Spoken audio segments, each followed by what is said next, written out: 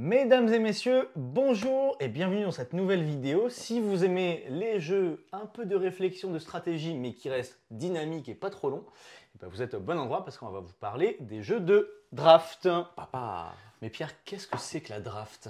la draft c'est une mécanique où on a une main, on choisit une carte et après on fait tourner les paquets de cartes en espérant retrouver les cartes qu'on attend. Absolument, et on fait ça en simultané, donc du coup c'est des jeux qui généralement sont assez dynamiques, où les tours sont assez rapides en fait. Alors Tout que- dépend avec qui vous jouez. Oui, oui, bah On après... connaît des personnes qui mettent 1 million d'années à choisir et là tout de suite le jeu est beaucoup moins fun. Donc Mais bon. choisissez bien vos amis. Ouais, avant de bien choisir vos cartes, choisissez bien Bien vos vos amis. amis, surtout. Du coup, on va vous parler dans cette vidéo de Seven Wonders, l'île des chats, Sushigo. Là, c'est d'ailleurs la boîte de Sushigo Party, qui est une nouvelle version de Sushigo. Once Upon a Draft, un jeu de draft, et Draftosaurus, un jeu bien évidemment de draft. stratégie, bien sûr. 3 critères aussi qui sont pris en compte pour noter ces jeux, à savoir la mécanique, le fonctionnement, donc ce qu'on fait concrètement pendant la partie, la rejouabilité, un peu la durée de vie du jeu, et puis la direction artistique. Voilà, c'est les 3 principaux points qu'on va. Ok, direction artistique. Ok. Voilà, et c'est parti. On part pour Sushigo. Sushigo. Et d'ailleurs, c'est la version donc Sushigo Party. Ouais. Donc Sushigo, qu'est-ce que c'est? C'est un jeu suspense de draft. On a chacun une main de cartes au début de la partie. On va sélectionner une carte dans le paquet et faire passer le paquet à notre voisin. Donc vraiment draft classique. Et en fait, ces cartes, ça représente tout simplement des aliments qu'on peut retrouver dans un restaurant japonais, typiquement sur un tapis roulant. Chaque aliment vous rapporte des points, mais d'une manière différente. Par exemple, il y a des aliments où ils ont besoin d'être plusieurs du même type pour vous rapporter des points. Il y a des aliments qui peuvent parfois faire perdre des points. Par exemple, les sushis anguilles, si vous en prenez un seul, vous perdez 3 points, alors que si vous en prenez 2, vous gagnez 7 points. On joue 3 manches, à la fin, on compte les points. Celui qui a le plus de points a gagné. Simple, efficace. Basique. Et... Basique. Et on y va pour la note, du coup.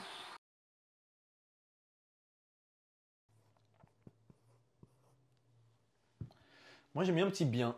Moi très bien. Ah ouais, quand même. Ah Ouais, je trouve que, enfin, Sushigo, moi, c'est un jeu que j'aime beaucoup parce que je trouve qu'en fait, ce qui est cool, c'est qu'il est assez simple et on peut jouer avec des gens qui n'ont pas forcément une grosse expérience du mécanique de draft.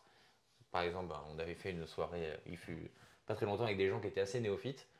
Et bon, il y a toujours quelques points de règle à expliquer, mais globalement, tout est référencé sur les cartes. Il n'y a pas besoin d'expliquer les cartes, tout est noté dessus, c'est assez limpide. Et ça marche en vrai plutôt bien et avec pas mal de joueurs. On peut jouer jusqu'à 8. Ouais, c'est ça. C'est ça. Le Sushigo normal, on peut jouer que jusqu'à 5. Le Sushigo Party, il y a un peu plus de sushis, donc un peu plus de cartes, et donc vous pouvez y jouer un peu plus, effectivement. Quoi. En gros, C'est ça. Et si vous avez 8 personnes en plus, quand vous passez votre main, bon bah s'il y avait quelque chose qui vous intéresse, c'est salut, Salut mon pote. salut mon pote et vous le reverrez jamais quoi. Ouais.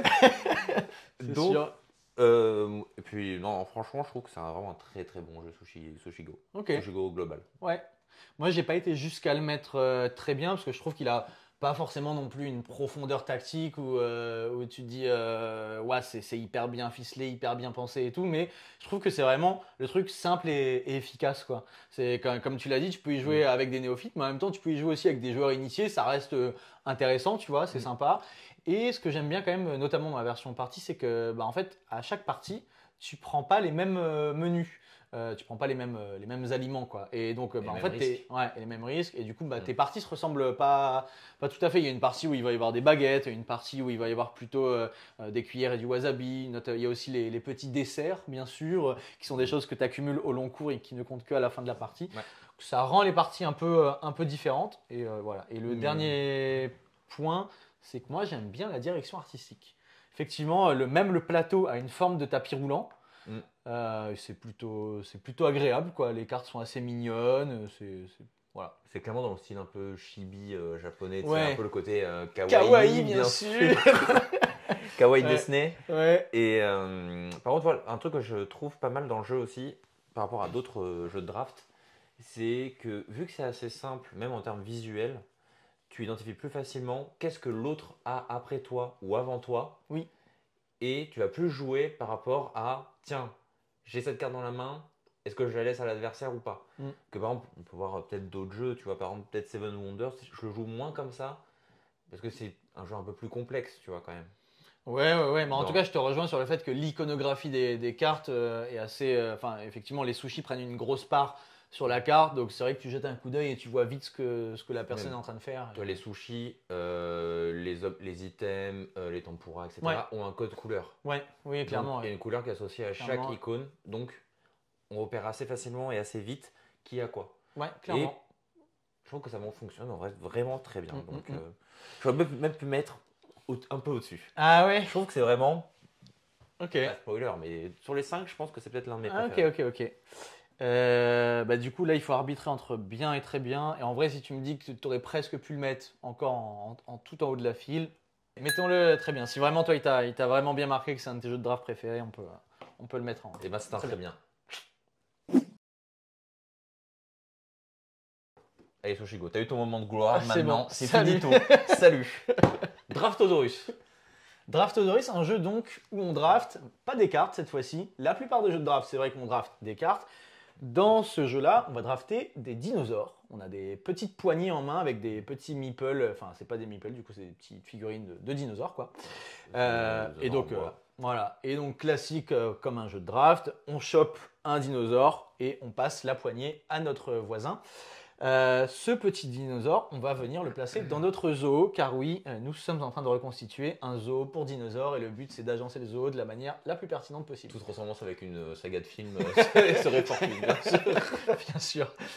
Donc on va jouer 2 manches de 6 dinosaures, donc on a un total de 12 dinosaures à placer dans notre zoo, et à la fin on compte les points. Évidemment, il y a des endroits où les dinosaures doivent être associés par paire pour marquer des points, d'autres où il faut accumuler que des dinosaures différents. Voilà, il y a différents enclos avec différents comptages de points, quoi. Ouais, et c'est bon. Ah, Draftosaurus. Je suis un peu tiraillé entre 2 notes. Hop, assez bien pour moi. Bien. Bah, j'hésitais entre les deux. Parce que, tu vois, moi j'ai mis Sushigo en bien, Draftosaurus assez bien, parce que je préfère Sushigo que Draftosaurus, mais ça reste deux jeux qui boxent un peu dans la même catégorie, je trouve. C'est-à-dire c'est deux jeux de draft, mais qui sont accessibles. Tu peux les simple. montrer un peu à n'importe qui, Mm. ça marche. Je trouve quand même que Draftosaurus est du coup moins profond et moins rejouable que Sushigo Party, parce que tu as plus de variations dans Sushigo, plus de cartes différentes. Là, tu te retrouves un peu à faire un peu la même chose. Tu as 6 enclos. Bon, alors le plateau est quand même double phase, donc tu as 6 enclos avancés, 6 enclos, on va dire, débutants, novices. Mais c'est moins, il y a moins de variations que Sushigo, quoi. Ouais, mais par contre, je pense que pour les gens qui n'ont jamais fait de jeu de draft ou quoi que ce soit, c'est une porte d'entrée qui Ouais. est quand même assez excellente. Bah, clairement, tu peux, je pense, bah, de toute façon, le jeu est indiqué 8 ans et plus. Tu peux jouer avec des enfants éventuellement, ouais. Tu peux jouer avec des enfants, etc. Ce qui est pas mal, par contre, dans le jeu, c'est toute la. Parce que la mécanique de draft est souvent bloquée par rapport au choix de tes adversaires. Mais là, tu as aussi le fait d'être bloqué, par exemple, à côté toilette ou côté Oui, tu te restaurant, bloques un peu je crois, toi-même, ouais. côté forêt, côté Ouais, rivière, ouais. etc. Donc, tu as des mécaniques qui viennent te bloquer en plus du fait que bah, tu as les autres joueurs qui sont des salopards. comme d'habitude. Donc, je le trouve quand même plutôt cool. Yes, et petite C'est assez mention. bien, je trouve ça un peu dur, mais. Non, bah, en vrai, vu que j'hésitais entre bien, assez bien, et que t'as mis bien, je pense qu'il va finir en bien dans la tier list, quoi. Voilà. Donc Seven Wonders, on va dire le jeu de draft un peu original, quoi. Originel plutôt. Le patient zéro. Le patient zéro, celui qui a apporté vraiment le draft comme mécanique de jeu à part entière et accessoirement le jeu le plus primé au monde, faut le dire. Ouais. Donc un jeu qu'on ne présente plus, mais je vais quand même vous l'expliquer en 30 secondes pour ceux qui auraient fait l'affront de jamais jouer à ce jeu. Donc c'est un jeu dans lequel on va développer sa civilisation autour d'une des 7 merveilles antiques. Le jeu se joue en 3 âges. À chaque âge, on va passer une main de 7 cartes. Et donc, on prend une carte dans cette main et on passe la main à notre voisin. Dans cette main, vous avez des cartes qui permettent d'accumuler des points de différentes manières. Il y a des points sur des bâtiments bleus, chaque carte vaut des points indépendamment des autres. Vous avez la science, qui sont les cartes vertes, où plus vous accumulez de cartes du même type, plus vous gagnez de points. Vous avez par exemple la guerre, où à chaque fin de âge, on va faire la guerre contre ses voisins. Donc on va comparer qui a le plus de boucliers sur son banc. Et vous avez aussi des cartes ressources et commerce qui sont là pour vous permettre de jouer les autres cartes, puisque chaque carte a un coût. quand vous choisissez une carte, vous pouvez ne pas la jouer à proprement parler dans votre banc, mais la mettre derrière votre merveille pour activer des étapes de merveille, car chaque joueur a du coup une merveille différente avec des étapes et des effets, des effets différents, quoi. On fait le total des points à la fin des 3 âges et celui qui a le plus de points a gagné. Voilà.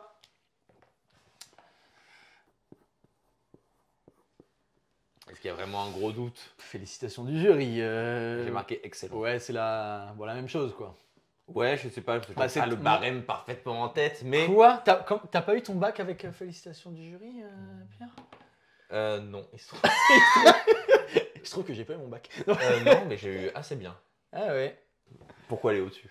Alors revenons à Seven Wonders, bien sûr. Est-ce que vraiment il a été détrôné, quoi? Moi, c'est un peu ça ma question. Tu vois, j'ai l'impression, je ferai un peu le parallèle avec Dominion pour les deck building. Je trouve que c'est le premier jeu qui a apporté vraiment le draft comme mécanique de jeu. Et j'ai un peu cette sensation de toujours imiter et jamais vraiment égaler, dans le sens où il a une rejouabilité incroyable et parce que vraiment tu joues, tu testes une strat et tu dis j'ai envie de refaire une partie pour voir cette fois-ci est-ce que je peux faire que de la science ou si j'avais pas joué la guerre comme ça, tu as vraiment envie de refaire des parties pour tester de nouvelles strats. Plein de moyens de faire des points, que ce soit avec ta merveille, sachant que tu peux changer de merveille à chaque fois. Ouais. Tu peux gagner des points avec les merveilles, avec la guerre, etc. Donc, tu peux taxer sur plein de domaines. Tu peux faire des stratégies avec des ressources et d'autres avec très peu de ressources, mais plutôt du commerce.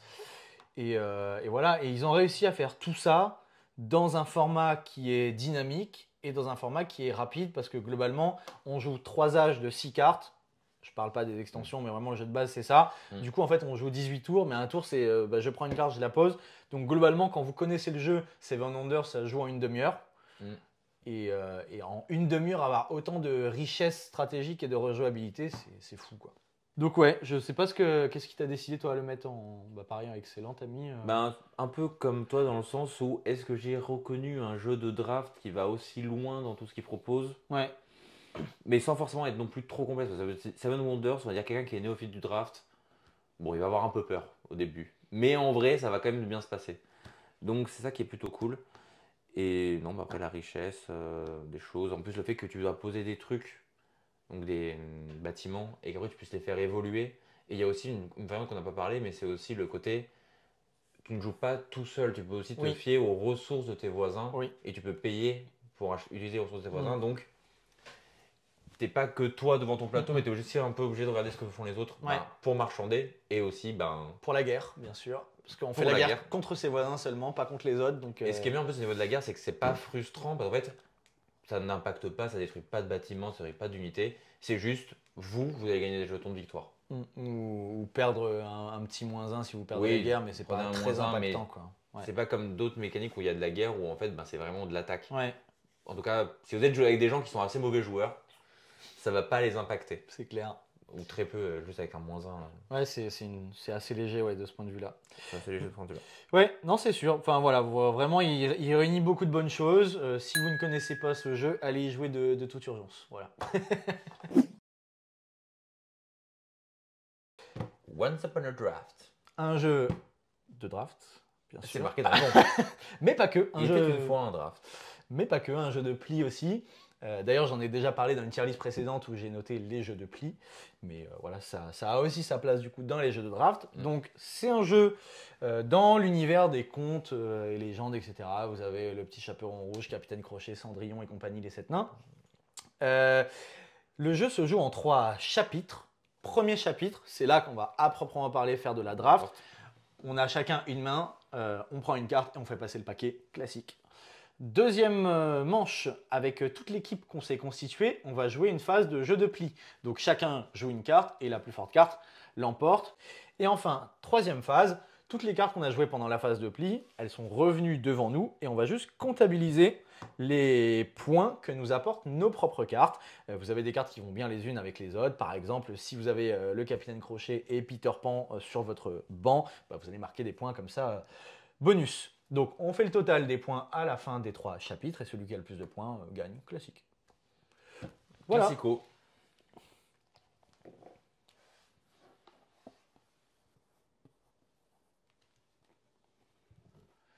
C'est un bien pour moi. Ah, c'est bien. Ok.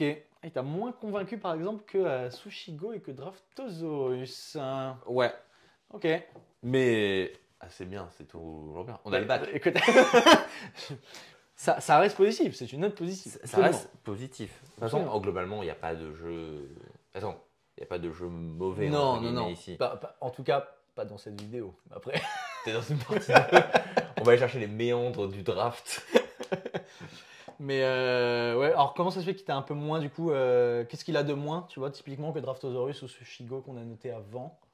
Draftosaurus, après, c'est plus un jeu vraiment purement de draft Oui, que celui-là. Sushigo aussi. Là, ça mêle pli et draft, ouais. J'avais plié les drafts, c'est quand même une mécanique intéressante, mais après, Draftosaurus, j'aime bien. Bah, déjà, j'aime bien le côté avoir un plateau et placer ses dinosaures. Je trouve ça Ouais. plus. Surtout avec les contraintes, etc. Je trouvais qu'il y mm. avait une mécanique qui fonctionnait bien. Once Upon a Draft, en fait, c'est plus un jeu de pli qu'un jeu de draft au final.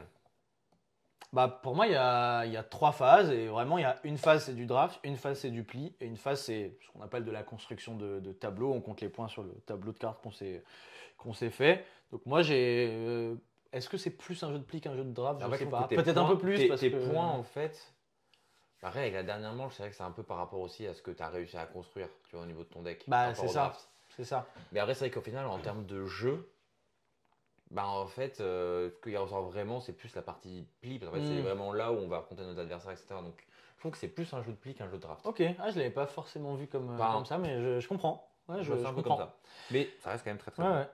Moi, j'ai bien aimé l'association de deux styles de jeu que j'avais encore jamais vu, c'est-à-dire draft plus pli. Je connais pas trop d'autres jeux qui sont comme ça. Généralement, les jeux Non. de pli, on distribue une main au début de la partie et terminé, tu fais avec. Là, j'ai bien aimé cette association. En termes de direction artistique, je le trouve assez mignon. Les illustrations sont sympathiques, etc. Bah, il prend vraiment plus le côté conte de Grimm. Ouais. Tu vois. Oui, oui. J'aurais pu tomber dans le truc un peu Disney, parce que finalement, c'est quand même beaucoup de contes qui ont été adaptés par Disney. Pas du tout. Donc si vous êtes fan de Disney et que vous êtes un peu déçu, bah désolé. Mais il y a beaucoup plus ce côté un peu dessiné de vieilles BD ou de vieux contes, Ouais, Hansel et Gretel, les trucs comme ça, quoi. les fameux. Ouais. Donc ouais, c'est plus dans ce style-là. Ça, Mais c'est cool. ouais, et oui, en vrai, oui, c'est principalement ça qui me fait le mettre en bien, c'est l'originalité. Je suis content d'avoir ce jeu parce que je me dis, bah, si j'ai envie de proposer un truc un peu différent, tiens, t'aimes bien les jeux de pli, bouge pas, je vais te faire découvrir un jeu de pli et de draft. Ou tiens, t'aimes bien les jeux de draft, bouge pas, je vais te faire découvrir un jeu de draft et de pli. C'est sympa pour ça. Et il y a quand même, je trouve, un aspect un peu malin dans le jeu qui fait que évidemment, vous avez des cartes qui vont de 1 à 50, la plus grande carte l'emporte pendant la phase de pli, mais en fait, il y a quand même beaucoup de choses qui se jouent sur les effets des cartes. Et typiquement, tu peux très bien réussir à faire beaucoup de points dans ce jeu en ayant accumulé plein de petites cartes qui font des effets très forts les unes avec les autres. Donc, il est malin quand même. Et il est quand même... Si tu as des cartes qui sont fortes, en fait, avoir une très forte, par exemple, au niveau du pli, et des cartes plus faibles qui vont être assez faibles au niveau du pli, bah, par contre, dans la partie, du coup, plus draft, bah, avec les effets, etc., ça peut te donner plus de points de vue. Ouais, c'est ça. C'est un équilibre. En fait, c'est soit on met tout sur un truc, mais on se fait du bien sur l'autre, ou essayer de trouver un certain équilibre. Et aussi, il y a 50 cartes et on joue pas avec toutes les cartes à chaque partie. Donc, les parties sont un peu différentes aussi en fonction de ce qui a été. Il faut avoir une frustration de se dire, ben, j'ai pris le grand méchant loup. Ouais. Mais il est où le petit chaperon rouge quoi? Ramenez-moi tout de suite le chaperon rouge. Le chaperon rouge est demandé à l'accueil. C'est un peu ça, ouais, c'est sûr.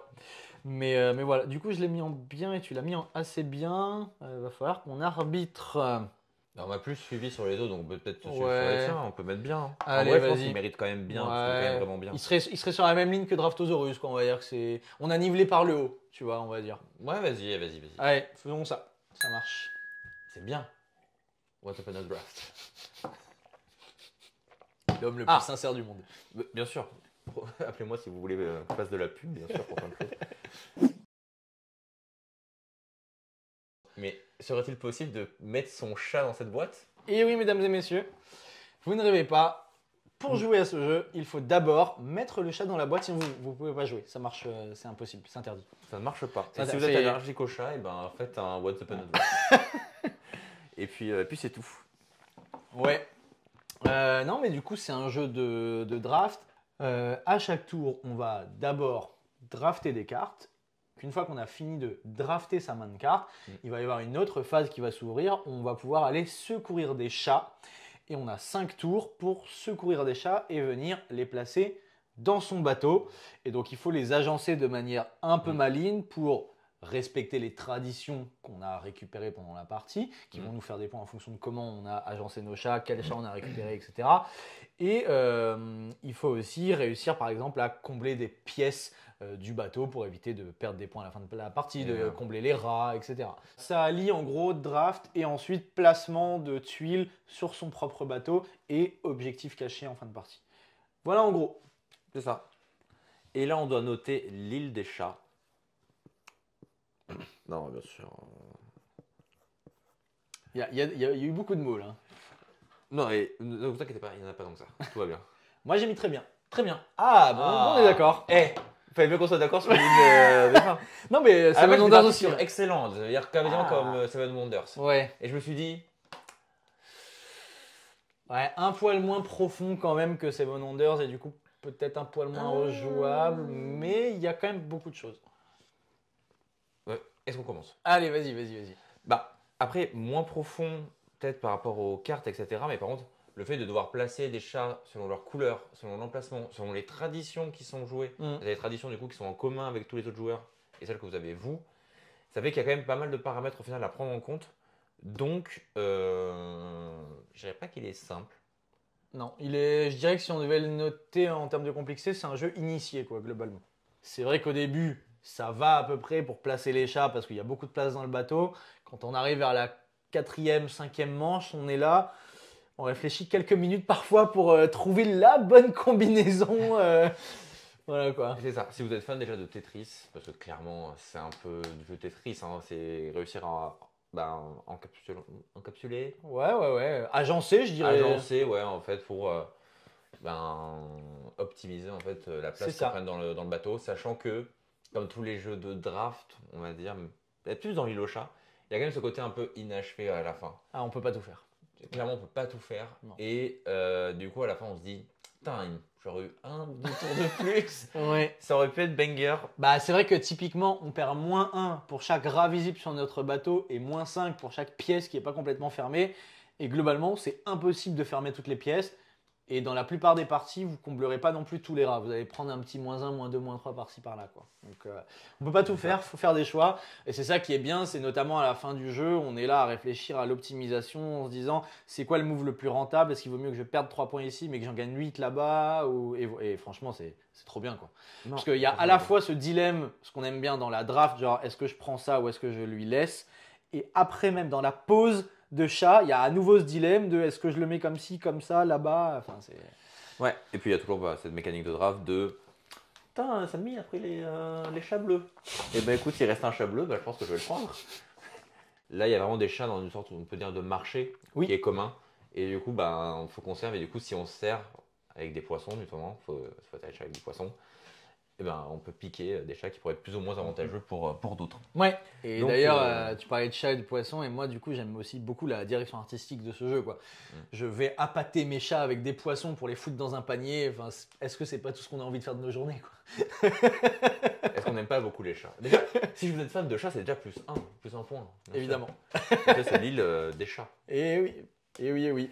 Donc non, voilà, très bon jeu. Effectivement, peut-être pas encore de là à détrôner Seven Wonders, mais clairement un de mes jeux de draft préférés, quoi. Oui. Donc l'île des chats, c'est très bien. Bah ouais, c'est très bien. C'est très bien. Comme les chats. Comme les chats, comme les sushis. Bah voilà. Je veux dire, si vous aimez les chats et les sushis, faites des jeux de draft, quoi. Parce que bon, vous êtes servis, quoi. Voilà. Et si vous aimez la Grèce, partez en Grèce. C'est ce que j'ai à dire. Les conseils voyage de Pierre, bien sûr. Ouais. Et ben voilà qui finit le premier épisode de cette tier list. On a noté 5 jeux. Alors évidemment, c'est pas possible de noter tous les jeux de draft en une vidéo. Déjà, c'est pas possible de faire tous les jeux de draft qui existent parce qu'il y en a plein. J'ai pas joué à tous les jeux de draft non plus. Mais clairement, on fera probablement une deuxième vidéo où on notera à nouveau 5 jeux et comme ça, au fur et à mesure, ça va constituer la tier list, quoi. Est-ce que Seven Wonders sera détrôné? Moi, c'est ça ma grande question. Voilà. En tout cas, n'hésitez pas à nous dire ce que vous avez pensé de ces jeux, parce qu'évidemment, c'est nos avis. Encore une fois, c'est personnel. Si on a jugé un jeu vraiment très bien, c'est notre ressenti personnel, mais peut-être que vous l'aimerez un peu moins, et c'est normal. On a tous les choses qu'on aime et qu'on aime un peu moins dans des jeux. Et n'hésitez pas à me mettre aussi en commentaire si jamais il y a des jeux de draft dont on n'a pas parlé et que vous estimeriez pertinent de noter, de classer dans une tier list pour une prochaine vidéo. Voilà. Ceux que vous avez kiffé, quoi. Exactement. Si jamais vous voulez qu'on les défonce, Ouais. vous pouvez aussi nous envoyer de vos mauvais jeux de draft. Si On jamais- sera ravis d'y jouer. Si jamais il y a un jeu de draft que vous avez détesté, mettez-le en commentaire, pitié. Pitié, s'il vous plaît. Voilà. On peut s'arrêter là. On peut s'arrêter là-dessus. Merci. À bientôt et bon jeu évidemment. Bon jeu. Ciao. Ciao.